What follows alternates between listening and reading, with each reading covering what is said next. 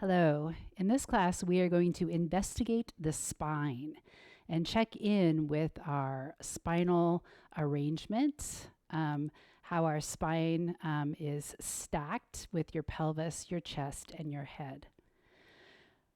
When we look at our society today, we see that we have some issues with spinal balance, in that oftentimes we are on our cell phones, and so our head is tilted forward. This is sometimes referred to as tech neck. Or we could be looking at our screens on our computer, and we're like extending our neck like this, and that also causes some issues. And one of the things that sometimes happens is not only do we get pain and discomfort in the neck, and we can actually become disabled and injured in the neck, but also you can sometimes get a bump on the back of your cervical vertebrae. So if you look at, or if you touch the back of your neck, you'll notice that there are some bumps. And what these are the spinous processes of your cervical vertebrae. And if you are chronically in a position like this, sometimes you will develop a pad of fat right back there, and it creates like a little hump on your back body. But what we can do for that is that we can practice spinal alignment techniques so that we can begin to reduce the amount of pressure that is being exerted on your cervical vertebrae, and then maybe even ultimately reducing, if you do have a hump on the back of your neck, reducing that. So we're going to start standing, and then we're going to move to a chair, and then we are going to move to the floor. One of the things about the chair is you'll notice that it is hard, and I can sit on the edge of the chair, and it doesn't have any arms. And if you have a yoga mat, you might be tempted to put a chair on your yoga mat, and sometimes that can cause the pressure of the feet of the chair in the mat can kind of cause permanent divots in your mat. And so if you don't mind that, then you can do that, or you can just keep your chair and your mat in separate locations. So starting with spinal alignment. Sometimes people have a alignment where they might actually lock out the knees, maybe even hyperextend the back of the knees, and then they create this little arch in the low back. This is called kyphosis. And what this does is this creates unnecessary tension on your low back. And I'm going to show you how I used to sit prior to having a disc herniation in my back body and prior to having to have a discectomy. So if you sit on the edge of your chair like this, you'll notice that my low back has this like rounded appearance. And this actually feels really good to me, but it is not healthy for your low back because you're not aligned. So if I tuck my tail, then you can notice that my alignment of my low back actually becomes straighter. There's not that curve. This is a problem in kids, little kids that might have a big belly, or if you're pregnant and you have a big belly, just that difference in the weight can sometimes make you have this issue. The other problem is that if we hunch over, so if I'm like sitting in my chair and I'm like maybe on my couch and I'm like this, so notice that this causes the exact opposite problem. And sitting in your couch, specifically on your laptop and doing work all day long, is not good for your back. So this is another problem where we hunch over. And so what we tend to do is we get tight in the chest here, and then we need to open up the shoulders. So that also causes some issues with your neck, because if your neck is out of alignment, there is a lot more stress being exerted on your cervical vertebrae. So we're going to start in mountain pose, and we're going to play with what is called a zipping up and a wrapping around. So standing just naturally, you might have your feet on the ground. You might shift your body weight front to back and find an even distribution in the whole foot. And then what I want you to think about is having your feet like suction cups. So you're going to suck them up. You're going to prevent the knees from locking. So you're going to have just these little micro bends in the knees, and you're going to firm your thighs. And then you're going to zip up the pelvic floor. So you're going to squeeze the pelvic floor, squeeze the low belly, and lift. I like to think of my spine as extending up. So how tall? Like I want you to feel like you've actually grown a few inches here. So we're extending the spine up. Now the tendency when you do this is to maybe expand your rib cages out or your rib cage out. But what we want to do is we want to then, after we expand up, we want to wrap the rib cage around and come into a position where your pubic bone is in the same plane as your hip bone. So notice that if my butt is sticking out, then my pubic bone is behind it. If my pubic bone is in front, there, that's what it looks like. So we want it to line up. My pubic bone and my hip bone are lined up. And so you might recognize this pose as being Tadasana or mountain pose. So this is really feeling into the spinal alignment. Is your chin parallel to the floor, or is your chin, are you looking down, or are you looking up? Can you look out? And we're going to take a couple of deep breaths here.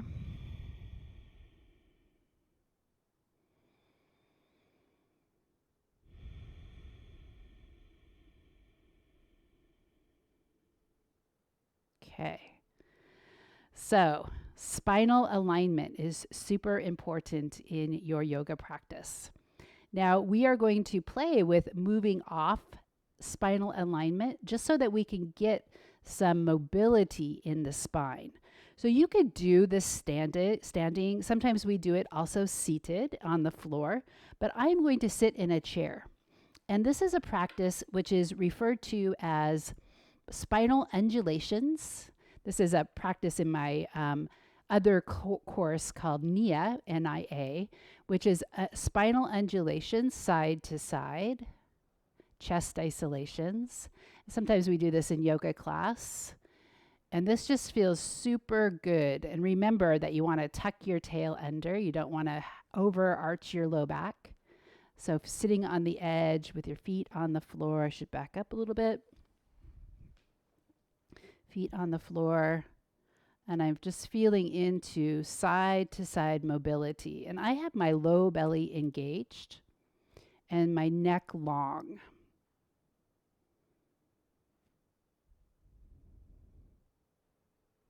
And see if you can start at the bottom and really articulate through the whole spine.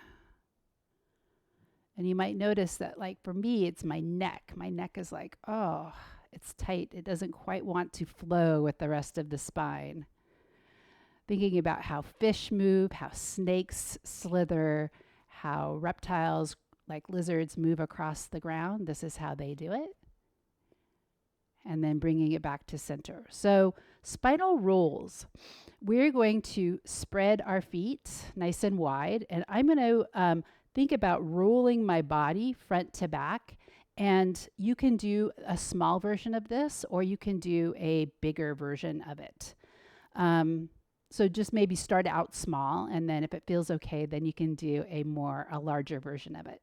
So this is actually how mammals, aquatic mammals, swim, like dolphins. You know, they swim like this. So rather than swimming side to side, they swim and undulate front to back, or your anterior, posterior, or ventral, dorsal part of your body. So we're going to tuck our chin in, and then what I want you to do is roll down and then look up to come up. And then lean back, roll down,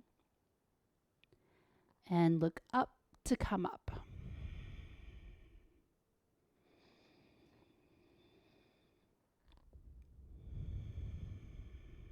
Spinal rolls.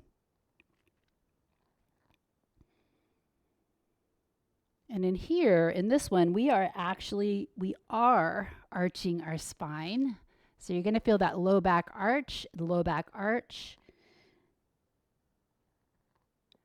It's okay to occasionally arch your spine in many different ways, but we want to not make a habit of it if we're standing or walking or sitting for long periods of time. Okay, one more time. So we have the movement side to side of the spine and front to back, but we also have rotation. And so we are going to extend the top of the head nice and long, extend your spine, and then take one hand over to the opposite leg. The other hand can come to the back of the chair. And then as you're reaching your neck nice and long, your spine nice and long, look behind you. Now you don't want to lean back. My shoulders and my hips are still in alignment. So you want to just look back. Take some deep breaths here. Come back through center. Maybe undulate a few times, side to side. Lengthen your body up. Take it to the other side. Look behind you. Take some deep breaths in.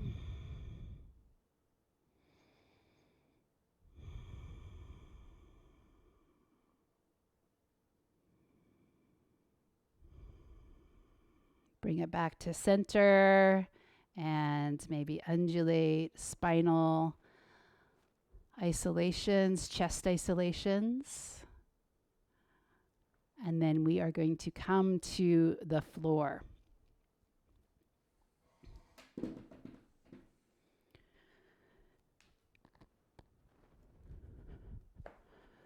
Now, when we're laying on our mat, it's actually important, specifically like in final relaxation, that you don't use a pillow. I know it's tempting to use a pillow, but what we want is we want to make sure that our head is in the same plane as the rest of our spine. So sometimes pillows can cause this to happen, right? So I have a big pillow behind me and my chin is tucked in, and that is not good for your neck. So coming onto my back body, I'm going to bend my knees. And I'm going to feel into the arch underneath. So I'm going to feel the arch underneath, and then I'm going to press my low belly down and into the ground. Okay. So from here, we're going to take a deep inhalation, and we're going to expand the belly. So we inhale, and then draw the navel into the spine and press the low belly back down. Now you can, on the inhale, slightly arch your low back, tilt your pelvis back. And then navel to spine. And you might immediately start to feel a little tenderness in the muscles underneath your belly button. That is completely normal.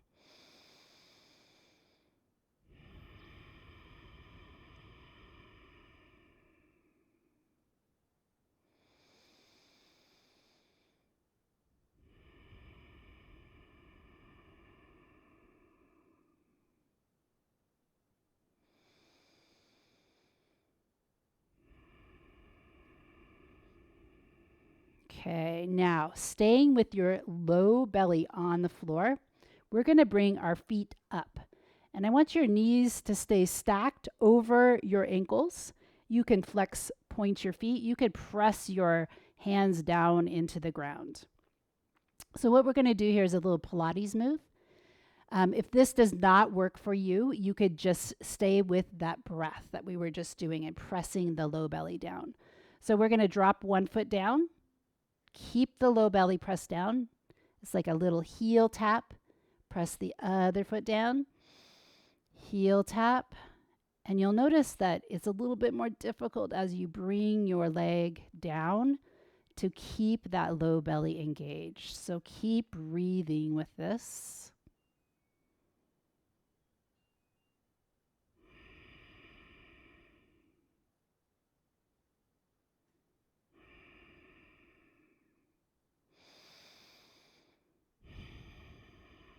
One more time. This is something that you could do on a regular basis just to start to strengthen your core. Now, from here, we can go into a move which is called hollow.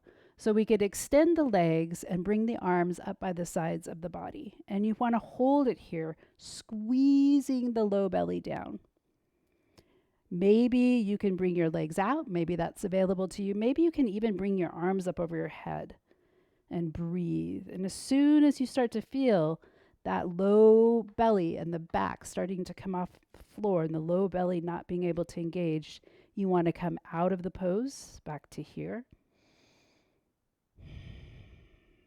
Take a break maybe, and then finding your engagement of your core.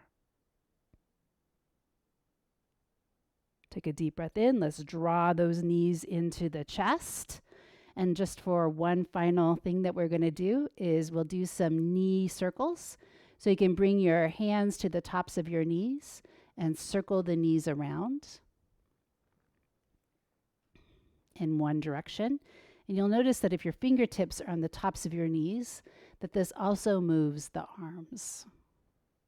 This should feel good to your low back, your sacrum, a little massage. If it doesn't feel good, then just roll side to side or just hug your knees in. Notice the direction you're going, and let's go the other way.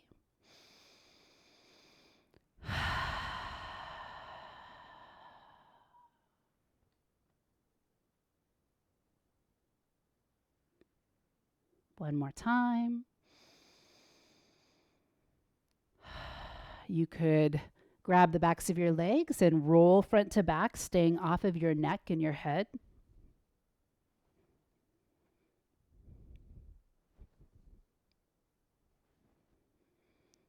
If this hurts your tailbone, then just come up and into seated. And that is the end of our little spinal yoga tips and tutorial.